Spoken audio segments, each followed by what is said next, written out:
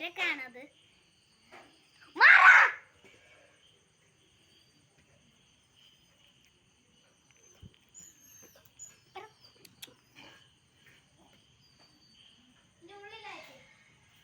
പിന്നെ ഇതാണ് ഞണ്ട്.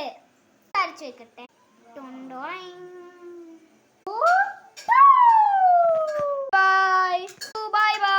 ഇതാണ് പട്ടി.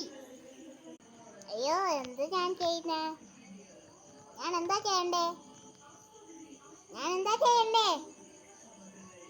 ഹലോ, അത് ഞാൻ കിടക്കണോ?